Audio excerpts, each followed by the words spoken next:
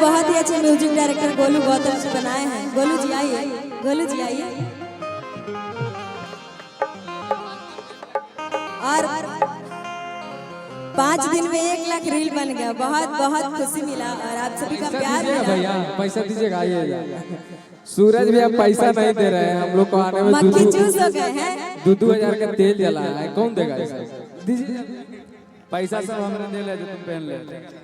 ठीक है भैया, लेकिन अभी यहाँ सबके सामने दीजिए। आप बड़ा भाई हैं, आपका फर्ज है भाई करना। और इस गाने को गोलू जी बनाए हैं, बहुत अच्छा लगा। और इस गाने को लिखे हैं, उनका नाम बताइए। देवालाल लिखे हैं। और बहुत सारे गाने हैं। मुखिया जी राजा सिंह हमारा भाई गाड़ी में, कृपया स्टेज पे आ जाइए। हिमांशु जी थोड़ा उनको लेके आइए स्टेज पे, राजा सिंह को, उनके पूरे टीम को लेके आइए। मुखिया जी की तरफ से हजारों रुपए का पुरस्कार आया। अब पीछे गोरेलाल भी हैं, आइए इधर। गोरेलाल जी हाथ जोड़ रहे हैं उधर से। बहुत ही प्यारा गाना गोरेलाल जी भी लिखे हैं। सौतिनिया वाला गाना गोरेलाल जी ही लिखे हैं, बहुत अच्छा लगा। और बहुत सारे गाने हैं, लेकिन मैं ये गाना सुनाती हूँ पहले आप सभी को।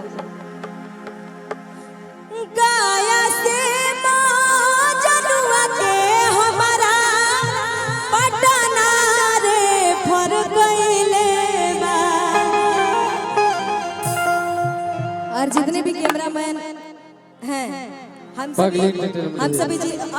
सभी आगे बढ़ते हैं तो सबसे ज्यादा योगदान कैमरामैन वाले का होता है। और ये बहुत खुशी मिलता है हम सभी को। आप सभी चढ़ाते हैं और बाकी नया अपडेट सभी के पास तक पहुंचाते हैं। सबसे पहले पगली इंटरटेनमेंट के मालिक, वाह आप भी हैं। हंसते हैं तो लगता है जैसे भी माटी कोड़ रहा है। दांत बड़ा बड़ा है पगली के। भाई आप इधर ध्यान देंगे थोड़ा सा।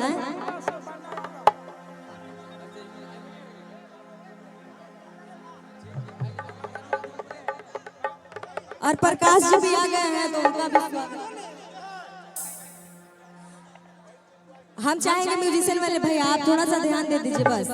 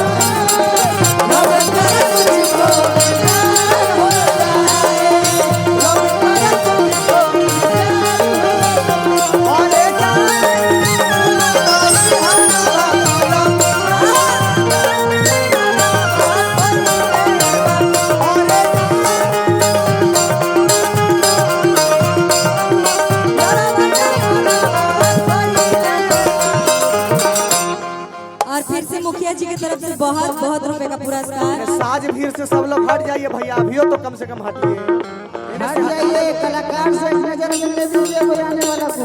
जानवों से ज्यादा हमारा